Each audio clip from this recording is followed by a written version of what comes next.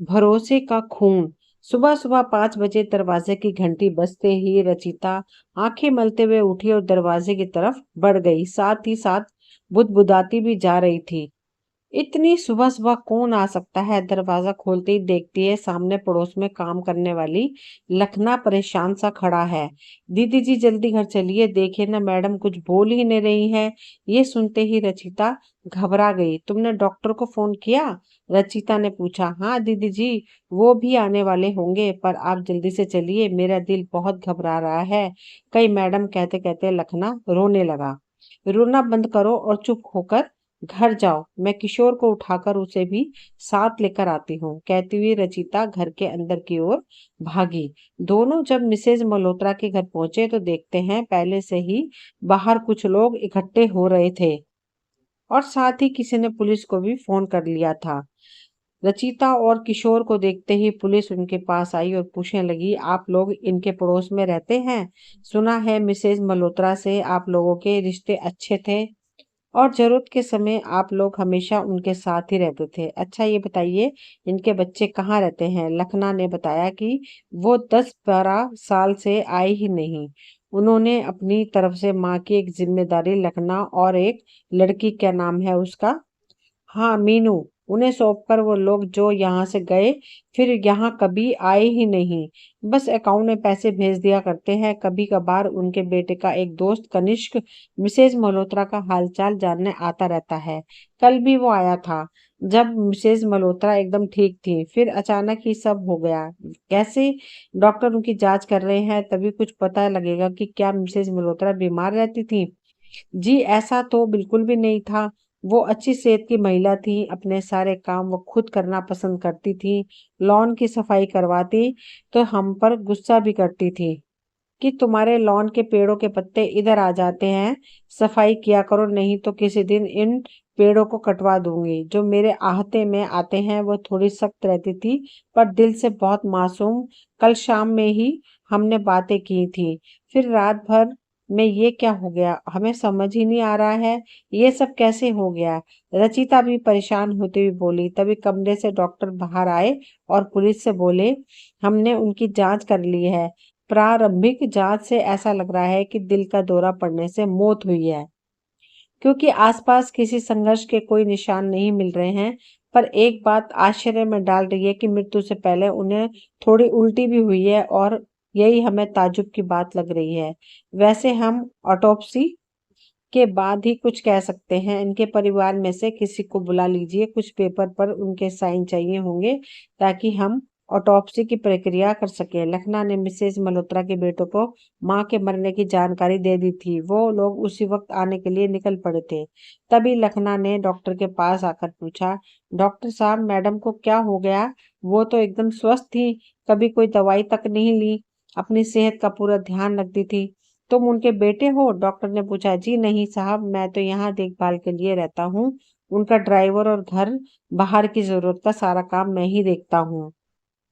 लखना ने कहा, अच्छा फिर तुम्हारी मैडम के बच्चे किधर हैं? उन्हें खबर दे दो, कहकर डॉक्टर पुलिस की ओर देखते हुए ऑटोप्सी का क्या करना है पूछने लगे। रचिता और किशोर ने पुलिस से जाकर पूछा, क्या इनके बच्चे आ रहे हैं? इनका दाह संस्कार ये सब तो उनके आने के बाद ही होगा, तब तक हम अपने घर जाते हैं। पुलिस की इजाजत मिलते ही वो दोनों अपने घर चले गए। पुलिस पूरे घर की बारीकी से जांच कर रही थी। तभी मिसेज मल्होत्रा के कमरे में बिस्तर के किनारे रखे टेबल पर दूध का गिलास रखा हुआ दिखा। उसमें थोड़ा दूध बाकी था, जिसे एक पैकेट में रखकर पुलिस ने फॉरेंसिक जांच के लिए भेज दिया। घर के बाहर जाकर देखा तो पूरी चारदीवारी में 3 गेट लगे हुए थे। एक मुख्य गेट और 2 छोटे गेट, जिसमें एक गेट रचिता के घर से लगा था, दूसरा पीछे की ओर पतले रास्ते की ओर खुलता था। पुलिस मिसेज मल्होत्रा के बेटों के आने तक उनकी बॉडी को डॉक्टर के कहे अनुसार मॉर्चुरी में रखने के लिए भेज दिया गया। यहाँ तुम्हारे अलावा और कौन कौन रहता है? पुलिस ने लखना से पूछा। साहब एक लड़की और रहती है, मीनू, तो वो बहुत पुरानी है, मुझे अभी ज्यादा वक्त नहीं हुआ है यहाँ आए, पर पता लग चला है कि वो हमेशा इधर ही रहती है। और एक लड़की खाना बनाने आती है और चली जाती है।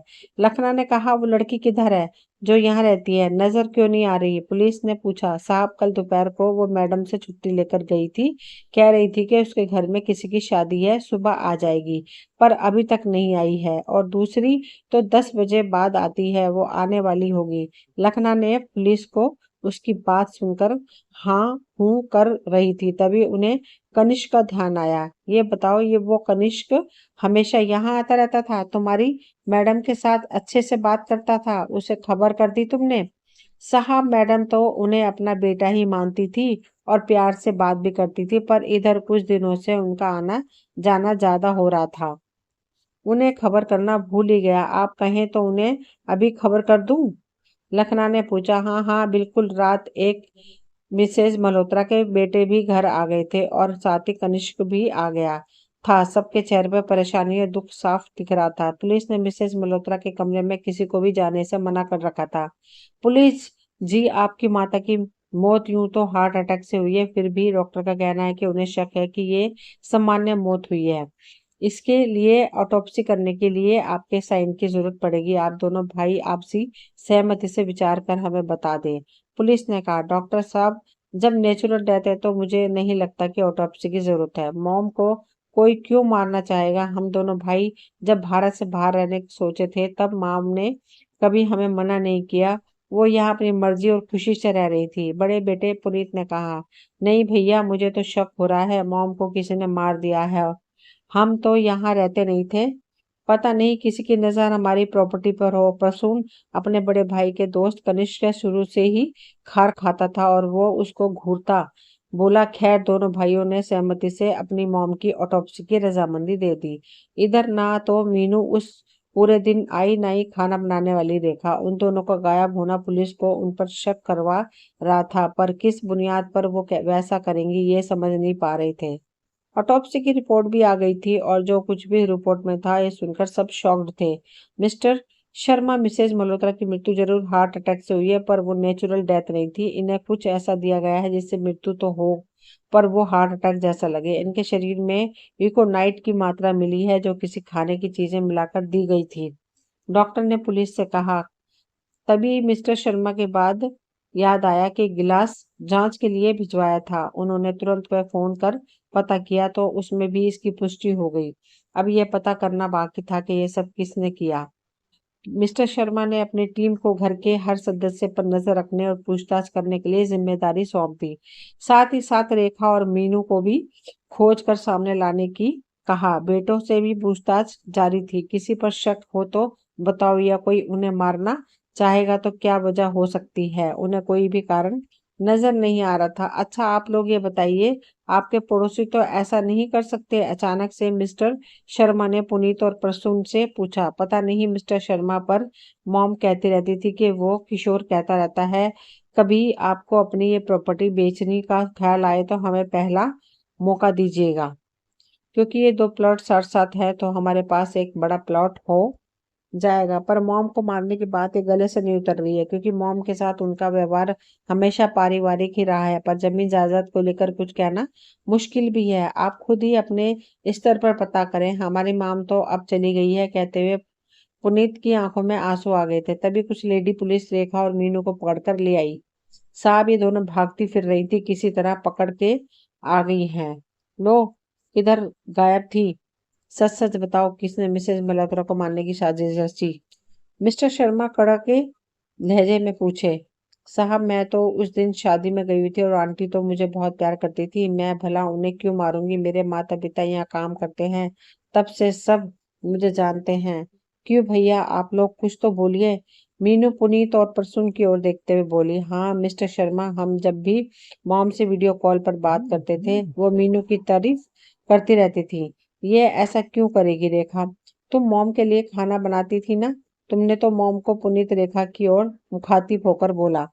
साहब, मेरी तबीयत खराब हो गई थी, इसलिए नहीं आ रही थी।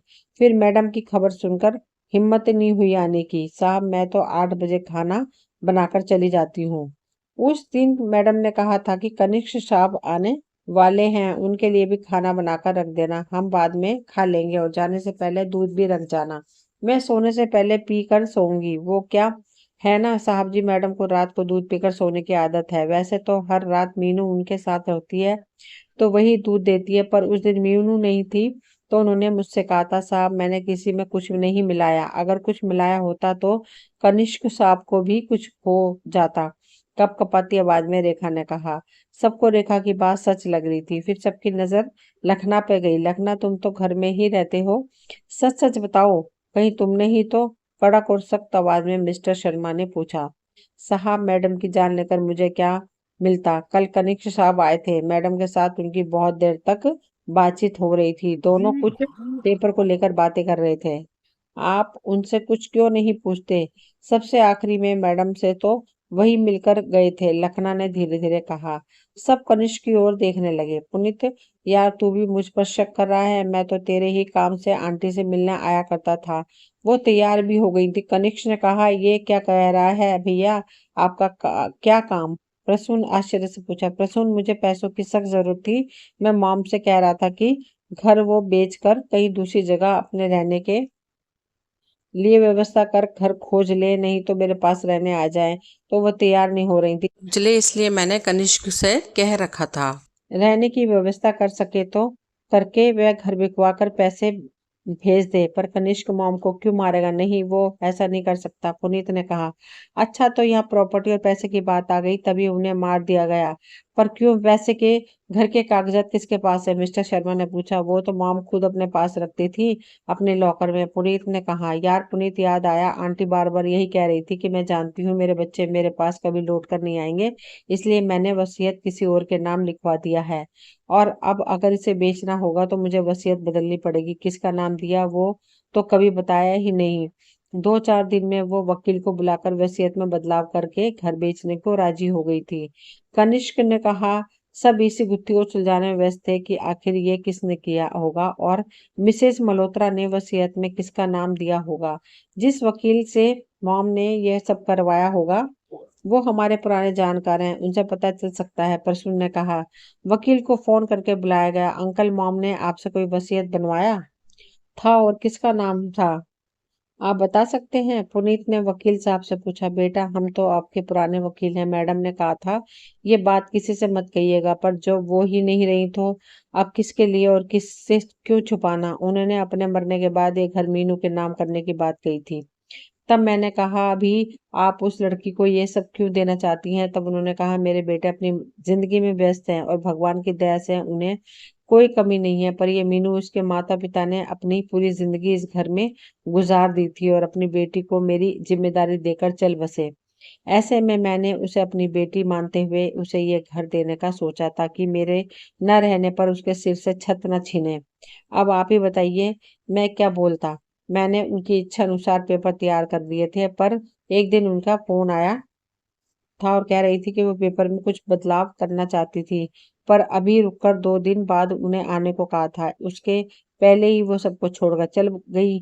वकील ने कहा। मिसेज मल्होत्रा मीनू को घर देना चाहती थी। अपने मरने के बाद ये बात मीनू को भी एक दिन बातों बातों में उन्होंने बता दिया था। ये सब सुनकर मीनू की ओर देखने लगे।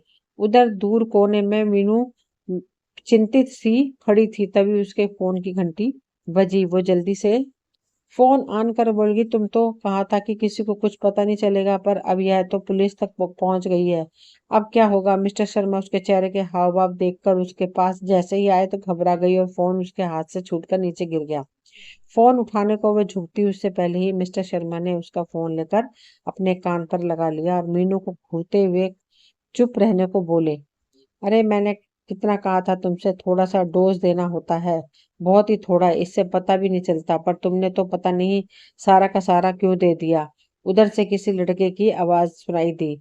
मिस्टर शर्मा ने फोन काटा और एक लेडी कांस्टेबल के साथ मीनू को अलग लेकर गए। ये सब क्या चल रहा है? सच सच बताओ, तुमने ही मिसेज मल्होत्रा को मारा है? पर क्यों? वो तो तुम्हें बेटी मानती थी, फिर उनके साथ तुम्हें ऐसा करने की जरूरत क्यों पड़ी? ये सब तुमने कब और कैसे किया? तुम तो उस दिन छुट्टी लेकर गई हुई थी। मिस्टर शर्मा ने कड़क आवाज में पूछा। मीनू आवाज सुनकर रोने लगी और सब सच सच बता दिया।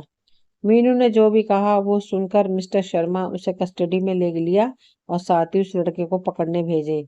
उसकी मदद से मीनू ये सब किया था। मीनू ने कहा, साहब मैडम बहुत अच्छी थी, मुझे बहुत प्यार भी करती थी, पर वो अपना घर भी मुझे देने को तैयार थी। पर कुछ दिनों से कनिष्क साहब आकर मैडम से घर बेचने की बात कर रहे थे। पहले तो मैडम मना करती रही, फिर अचानक से राजी हो गई। घर मेरे हाथ से जाने वाला था। ये बात जब मेरे अपने मंगेतर को बताई तो जड़ी बूटियों का काम करता था, उसने ही मुझे कहा था कि ये दे देना, उससे उनकी मृत्यु हार्ट अटैक होने से हुई है ऐसा लगेगा, और हम पकड़े भी नहीं जाएंगे, और घर हमें ही मिल जाएगा, क्योंकि उनके मरने के बाद मेरा ही होने वाला था। उसने मुझे एक दवा दी थी, जिसे मैं एक दिन पहले बहुत थोड़ी सी मात्रा में चेक करके उनके दूध में मिलाकर दे दी थी, पर उससे कुछ नहीं हुआ। तब मुझे डर लगा कि कहीं मैडम घर की वसीयत बदल ना दे, क्योंकि उन्होंने वो कागजात भी एक दिन वकील को उठाकर दे दिया था।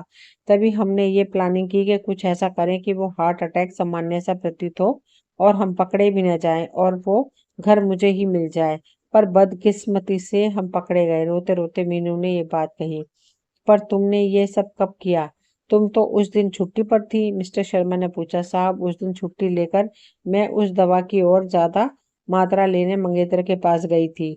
मुझे पता था कि कनिष्क साहब आने वाले हैं, इसलिए मैं पीछे वाले पतले रास्ते से अंदर आकर साहब के जाने का इंतजार करने लगी। वो जब जाने लगे तो रसोई में बने वॉशिंग एरिया में मैं अंदर आ गई, और मैडम की गिलास में दवा डालकर चुपके से निकल गई थी।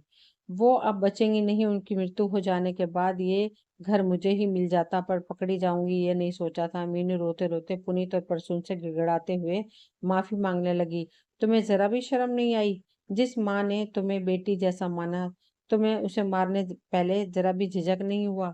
गुस्से से पुनीत और प्रसून ने धिक्कारते हुए मीनू से कहा, इसे आप पकड़कर ले जाइए और जो सजा दे सकते हैं दीजिए। सच कहते हैं लोग, कभी भी ऐसे लोगों पर भरोसा नहीं करना चाहिए।